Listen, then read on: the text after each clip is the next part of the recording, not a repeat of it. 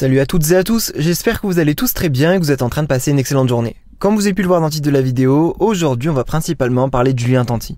Il y a plusieurs heures, Julien a décidé d'organiser un live sur TikTok et dans ce live il a fait énormément de révélations. Il a parlé des tournages de télé-réalité, notamment des 50 mais également des apprentis aventuriers ou encore des Marseillais. Il a parlé d'un éventuel troisième enfant avec Manon, de sa relation actuelle avec Kevin, après les énormes polémiques autour de Carla. Il a parlé de la rénovation de sa maison à Dubaï qui a coûté pratiquement 1 million d'euros. Il s'est énormément confié. Je vous laisse sans plus attendre avec toutes ces révélations et n'hésitez surtout pas à réagir en commentaire.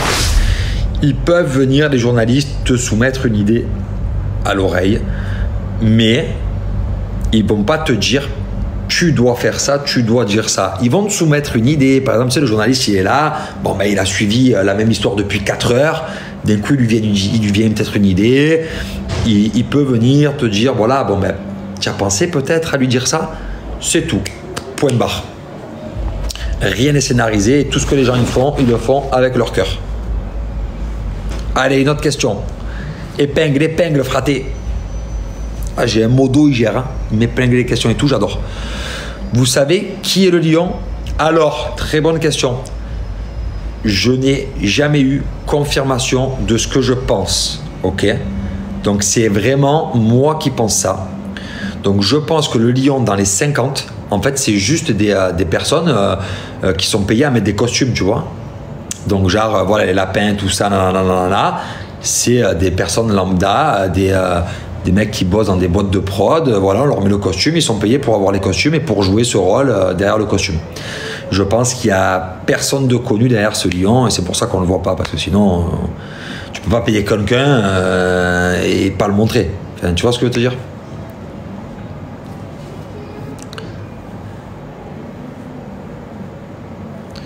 Tu aimerais avoir un troisième enfant. Alors, un troisième enfant, alors, j'ai des périodes où je veux un troisième enfant. Et j'ai des périodes où je veux pas de troisième enfant.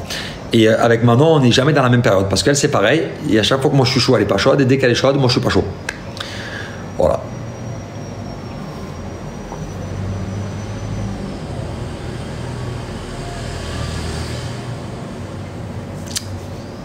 Allez, Axel. Il cherche les questions. J'en suis sûr là. Mon modo, il cherche les bonnes questions. Il est où le carnet des problèmes? Alors, il faut savoir que chaque aventure, j'ai un carnet des problèmes différent. Et à chaque fois, ben, mes carnets, je les garde. Mes carnets des problèmes, je les garde. Je les garde et ils sont au chaud dans la maison, pas dans un tiroir, pardon, dans un meuble. Mais mon premier carnet des problèmes, c'est la production qui me l'avait gardé. Mon premier carnet des problèmes, il y avait tellement d'histoires dedans que j'avais tout noté. Ils m'avaient tout gardé, ils avaient peur que je le perde et tout là. Et ils me l'avaient rendu à la fin de la diffusion des Marseillais. Tellement que le carnet des problèmes, il est chaud.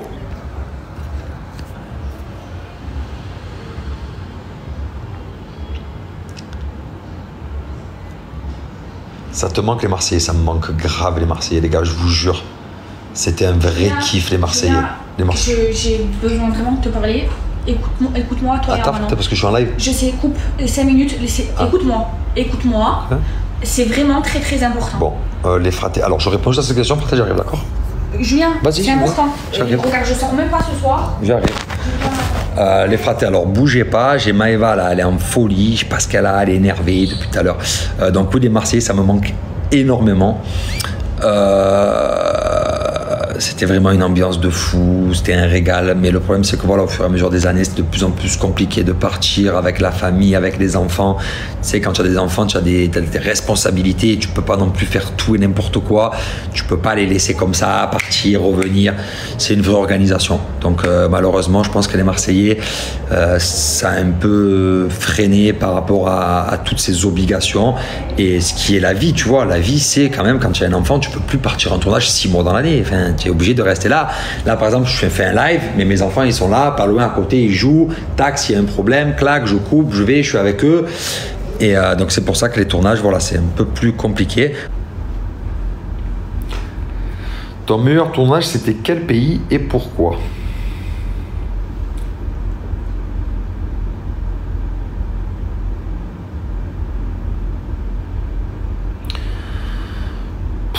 Franchement, tous les tournages, c'est de la bombe. Je peux pas en choisir un, je vous promets que c'est vrai. Je peux pas. Chaque pays est bien, chaque pays a quelque chose à découvrir, chaque pays a une culture.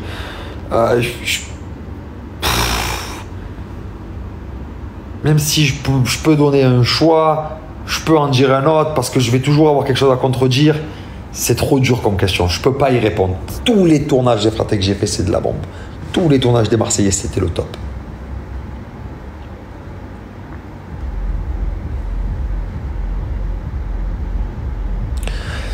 Une question dans les 50, c'est quand les jours off, vous faites quoi, etc. Alors moi, les fratés, je vais vous donner l'exemple d'un jour off.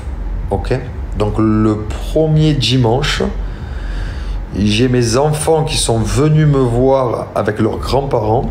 On a loué un hôtel et on s'est vu à l'hôtel. On est resté à l'hôtel avec les enfants. On a profité d'eux.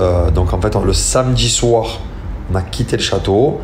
On est allé voir les enfants, tout ça, nanana. Et le lundi matin, on est revenu au château. Et on a passé du coup le dimanche avec les enfants.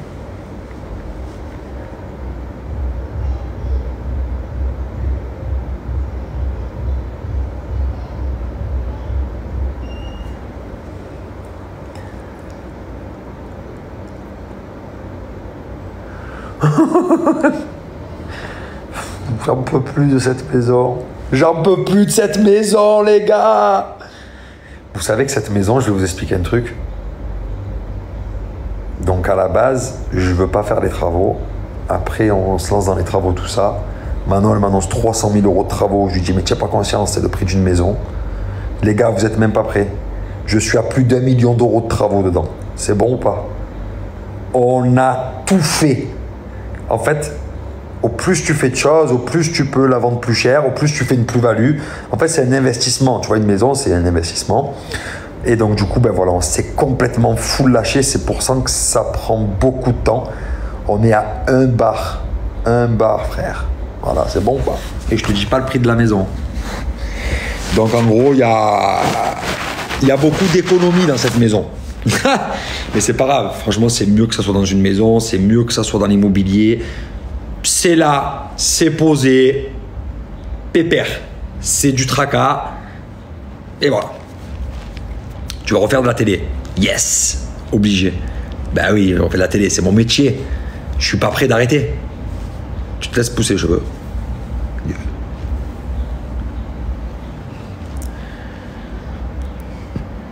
Vous sortez, hein, l'époque du Jaguar, c'était quelque chose. Ah ouais. Ah ouais, on a rigolé avec ce Jaguar. Hein. Le Jaguar, c'est malade. Frère. On a rigolé. On était bon. On est toujours bon. Hein. Oh bébé, ça va? Non. Ah. Bon. Je vais pas dire ça va, ça va pas. Hein. Une signification d'un de tes tatouages. C'est trop facile. Thiago, mon fils. Et celui-là, les fratés, je l'avais fait, c'est mon premier tatouage que j'ai fait en tournage. Je l'avais fait à Miami. Les Marseillais à Miami, les fratés, celui-là. Attends, raconte surtout celui-là. Qui t'a fait un bisou dans le cou? Ah ouais. C'est long, ça. Bah, raconte. Je vous raconte celui-là ou pas? Est-ce que je vous raconte la signification de ce bisou dans le cou? Vous me dites oui ou vous me dites non. Mais celui-là, il est chaud. Celui-là, il est chaud. Celui-là, il est très chaud. C'est parti. Et j'ai le même qui est ici. Alors, je pars avec Cantonin. C'était en boîte ça. MDR. Pas loin. Je pars avec Antonin les fratés en tournage rejoindre les ch'tis à Hollywood. On part 7 jours. On finit 7 jours les fratés de tournage. Et là, la nounou nous amène à l'hôtel. Elle nous dit, vous devez rester ici jusqu'à demain matin, le départ en avion. Ok. On prend, on arrive, on est crevé du tournage, on dort. On se réveille, il est 21h. L'hôtel, il est sur Hollywood Boulevard. Je mets ma tête à la fenêtre, je dis, Antonin, fraté, dehors, c'est la folie, on sort. Du coup, on n'avait pas le droit de sortir. On est sorti. On est allé en boîte. Je suis sorti de boîte, il y avait un tatoueur à côté. J'ai pris la première fille venue. Je lui ai dit, kiss me and me tattoo your kiss. Elle m'a fait un bisou. Donc ça, c'est les lèvres d'une vraie fille. Et j'ai tatoué le tatouage ici et ici.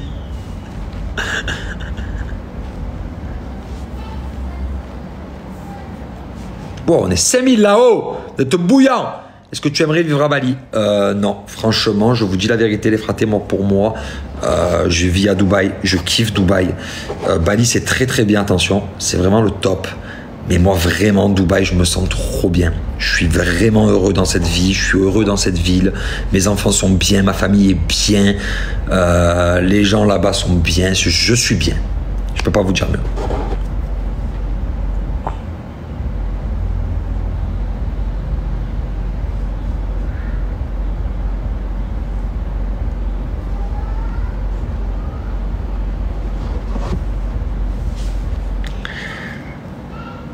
Tu parles toujours en Antonin? Oui, je parle toujours en Antonin, fraté. On s'est parlé il n'y a pas longtemps. Je crois qu'on s'est parlé il y a un mois. On s'est envoyé des messages. Il y a un mois. Et d'ailleurs, il m'a dit que quand je passais sur Marseille, j'étais le bienvenu dans son restaurant. Moi, Antonin, c'est quelqu'un que j'apprécie beaucoup.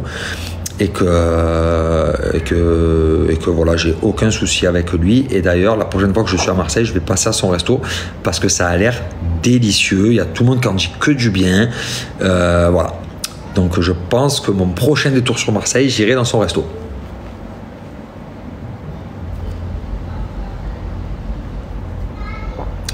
Le château des 50, c'est dans quel pays? Le château des 50, alors je vous dis, c'est pas loin de Paris. Je peux pas vous dire où c'est exactement, j'en sais rien. On a atterri avec l'avion à Paris, on a pris un van, on a roulé 2 heures. Et je suis arrivé dans la Cambrousse, dans un château. Je ne sais pas plus.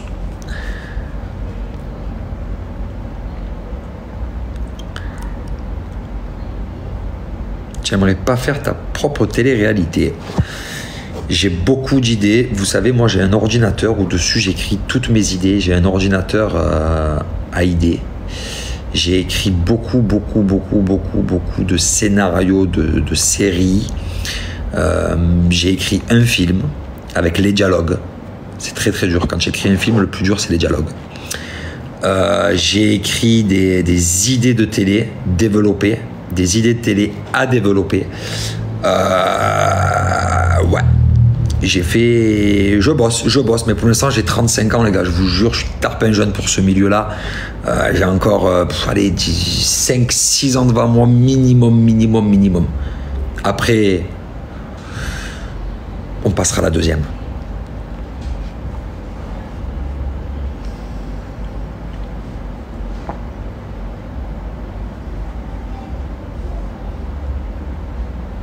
Des projets télé, ben, c'est pareil, fraté. Ah, des projets, ouais, remarque, c'est un peu différent. Des projets télé, pour l'instant, non, mais j'attends parce que j'étais en discussion avec mon producteur qui m'a dit qu'il y avait du lourd qui arrivait, donc je suis un peu en stand-by, mais il y a du lourd qui arrive, apparemment.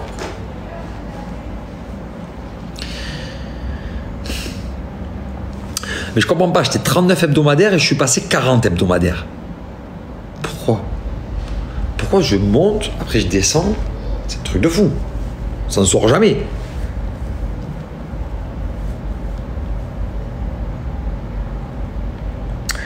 Ta. 1,3 million de j'aime. C'est pas mal. T'es deuxième. Ah! Là, je suis numéro 2 des étoiles montantes, mais tout à l'heure, j'étais 39 au classement hebdo et je suis repassé 40. Ça veut dire qu'il y a quelqu'un qui m'a chippé la place. Eh ouais. J'ai mis un filet de patates, si tu veux. J'en pense quoi des apprentis aventuriers? Émission de télé très dure. Très dure. Tu sais, quand tu fais Koh-Lanta, tu te prépares à Koh-Lanta. Tu fais les apprentis aventuriers, tu ne te prépares pas à faire ça. Tu crois que c'est une émission de télé-réalité normale. C'est très dur. Et franchement, ceux qui l'ont fait une fois et qui le font 2 fois, je leur tire mon chapeau.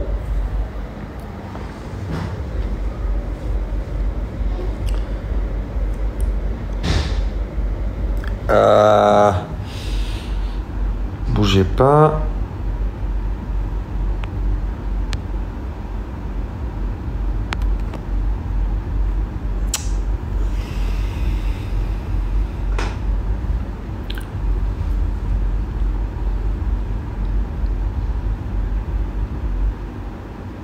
Fraté, je cherche, il y a souvent les mêmes questions qu'elle t'a répondu.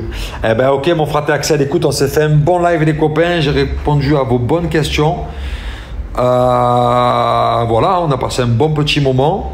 Je fais une petite pause, je reviens sur un gros match. Ok, je vais revenir là. Donc on coupe celui-là, c'est dommage parce qu'on est à 1,3 million de j'aime, il y a 5000 personnes. C'est un peu dommage, mais j'ai pas trop le choix. Il n'y a personne là qui est en match. Personne qui est là.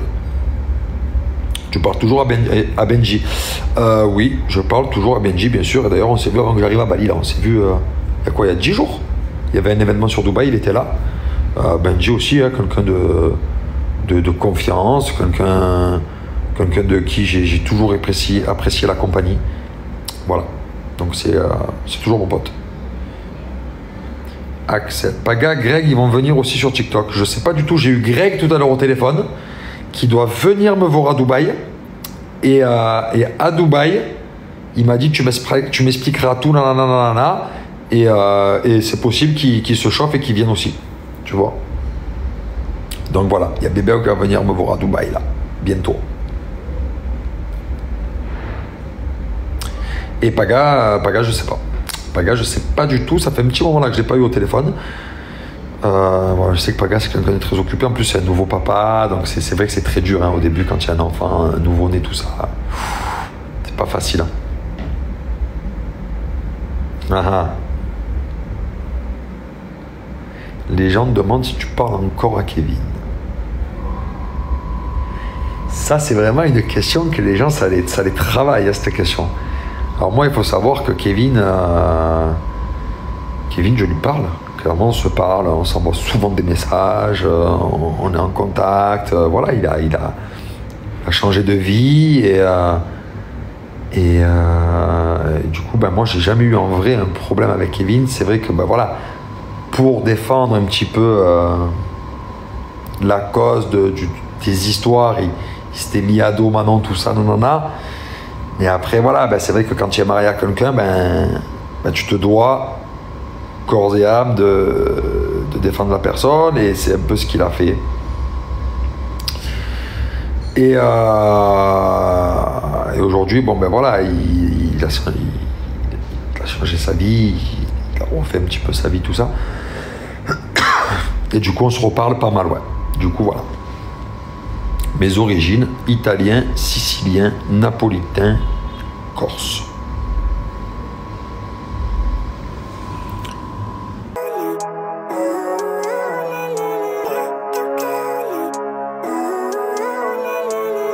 Living life, every day, late at night, not okay. All I want, and I pray, all I need are some better days.